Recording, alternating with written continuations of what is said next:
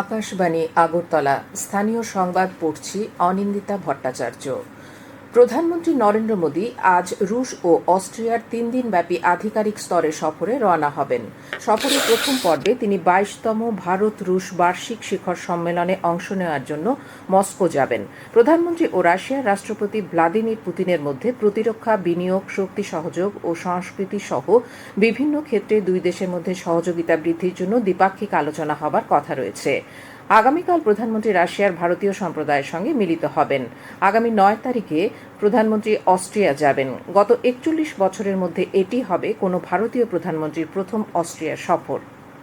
মুখ্যমন্ত্রী অধ্যাপক ডক্টর মানিক সাহা বলেছেন, রক্তের স্বল্পতা মেটাতে চিকিৎসকরা শুধুমাত্র অন্যদের রক্তদান করার জন্য উৎসাহিত করেন না, নিজেরাও রক্তদানে এগিয়ে আসেন, যা সমাজের জন্য একটি ইতিবাচক দিক।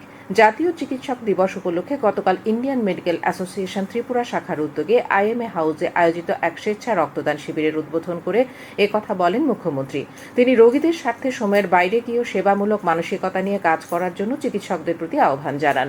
শিবিরে উপস্থিত ছিলেন ইন্ডিয়ান মেডিকেল অ্যাসোসিয়েশন ত্রিপুরা শাখার সভাপতি ডক্টর সঞ্জীব দেববর্মা, সম্পাদক ডক্টর বাসব ঘোষ প্রমুখ।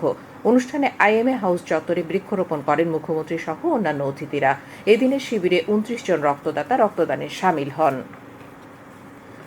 মুখ্যমন্ত্রী প্রফেসর ডক্টর মানিক সাহা গতকাল জিবি পান্থ হাসপাতাল পরিদর্শন করেন। জিবি হাসপাতালে আজ প্রথমবারের মতো কিডনি প্রতিস্থাপন করা হচ্ছে। এই উপলক্ষে মুখ্যমন্ত্রী হাসপাতাল পরিদর্শনে যান এবং এই কাজের সঙ্গে যুক্ত কিডনি দাতা ও গ্রহীতা সহ সকলের সাথে কথা বলেন। ডাক্তার ও অন্যান্য আধিকারিকদের সঙ্গেও তার কথা হয়। মুখ্যমন্ত্রী সকলকে তার শুভকামনা জানান। প্রসঙ্গত উল্লেখ্য, মুখ্যমন্ত্রী প্রফেসর ডক্টর মানিক সাহা নিজেই রাজ্যের স্বাস্থ্যমন্ত্রী। নিট ইউজি পরীক্ষায় অনিয়মের মামলায় আজ সুপ্রিম কোর্টে শুনানি হবে। প্রশ্ন ফাঁসের বিষয় নিয়ে তদন্ত করছে সিবিআই। এদিকে ন্যাশনাল টেস্টিং এজেন্সি জানিয়েছে, অনিয়মের বিষয়টি অল্প জায়গায় সীমাবদ্ধ, ফলে পরীক্ষা বাতিল করার সিদ্ধান্ত সঠিক হবে না। আজ এ বিষয়ে 26টি মামলার শুনানি হবে। ধর্মনগর এবং চোরাইবাড়িতে 23 জন অবৈধ প্রবেশকৃত বিদেশি নাগরিকের পাচারের সাথে যুক্ত ঊনকোটি জেলার মাগরুলি গ্রাম পঞ্চায়েতের গোবিন্দপুর এলাকার শকুর আলীকে গতকাল রাতে গ্রেপ্তার করেছে উত্তর জেলার পুলিশ। আজ তাকে জিজ্ঞাসাবাদের জন্য আদালতে পেশ করা হবে বলে জানিয়েছেন উত্তর জেলার পুলিশ সুপার ভানুপদ চক্রবর্তী। রাজ্যপাল ইন্দ্রসেনা রেড্ডি নাল্লু বলেছেন, নিয়মিত খেলাধুলো করলে মানসিক শক্তি বৃদ্ধি পায়, পাশাপাশি আত্মবিশ্বাস গড়ে তুলতেও এটি সাহায্য করে। রাজ্যপাল গতকাল আসাম রাইফেলস পাবলিক স্কুলে আয়োজিত জাতীয় জেন্ডুকাই ক্যারাটে প্রতিযোগিতার সমাপ্তি অনুষ্ঠানে উপস্থিত ছিলেন। তিনি প্রতিযোগিতায় বিজয়ীদের হাতে পুরস্কার তুলে দেন। উপস্থিত ছিলেন আসাম রাইফেলসের ব্রিগেডিয়ার মনীষ রানা, পদ্মশ্রী দীপা কর্মকার সহ অন্যরা। প্রতিযোগিতায় 10টি রাজ্য অংশ নিয়েছিল। মণিপুর প্রথম, মেঘালয় দ্বিতীয় এবং ত্রিপুরা তৃতীয় স্থান অধিকার করেছে। উত্তরাখণ্ডের গাড়োয়াল ও কুমায়ুন অঞ্চলের বেশ কয়েকটি জেলায় অতি ভারী বৃষ্টির জন্য লাল সতর্কতা জারি করা হয়েছে। এর পরিপ্রেক্ষিতে চারধাম যাত্রাও স্থগিত রাখা হয়েছে। গাড়োয়ালের কমিশনার বি.এস. পান্ডে তীর্থযাত্রীদের ঋষিকেশ থেকে তাদের যাত্রা শুরু না করার পরামর্শ দিয়েছেন, আর যারা ইতিমধ্যে তীর্থস্থানে পৌঁছে গেছেন তাদেরকে ভারী বৃষ্টিপাতের দরুন সেখানে থাকারই পরামর্শ দেওয়া হয়েছে। এদিকে আসামে গতকালের বন্যা পরিস্থিতির কিছুটা উন্নতি হয়েছে, তবে আইএমডি লোয়ার আসামের ও বরাক উপত্যকার কিছু জায়গায় ভারী বৃষ্টিপাতের পূর্বাভাস দিয়েছে। আসামে দ্বিতীয় দফার বন্যায় প্রায় 24 লক্ষ মানুষ ক্ষতিগ্রস্ত হয়েছে।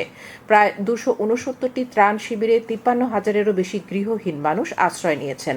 জাতীয় ও রাজ্য বিপর্যয় মোকাবিলা বাহিনী ও অন্যান্য সংস্থা ত্রাণ ও উদ্ধার কার্য চালিয়ে যাচ্ছে।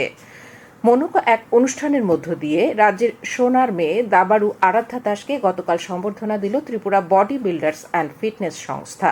পাশাপাশি সম্বর্ধনা দেওয়া হয়েছে আরাধ্যার চেস একাডেমি মেট্রিক্সকে। Tripura body builders and fitness অ্যাসোসিয়েশনের উদ্যোগে আগরতলা প্রেস ক্লাবের কনফারেন্স হলে আয়োজিত এক বিশেষ অনুষ্ঠানে তাদের সম্বর্ধনা জ্ঞাপন করা হয়। মানপত্র, চারাগাছ এবং চকোলেট তুলে দেওয়া হয় আরাধ্যাকে। আবহাওয়ার খবর। আবহাওয়ার পূর্বাভাসে বলা হয়েছে, আকাশ প্রধানত মেঘলা থাকবে। রাজ্যে কয়েকটি জায়গায় হালকা থেকে মাঝারি 2-1 পশলা বৃষ্টিপাতের সম্ভাবনা রয়েছে। আজ দিনের সর্বোচ্চ তাপমাত্রা 34 ডিগ্রি সেলসিয়াসের আশেপাশে থাকতে পারে। সকালে সর্বনিম্ন তাপমাত্রা ছিল 27 ডিগ্রি সেলসিয়াস। বৃষ্টিপাতের পরিমাণ 3.3 মিলিমিটার। স্থানীয় সংবাদ এখনকার মতো এখানেই শেষ হলো।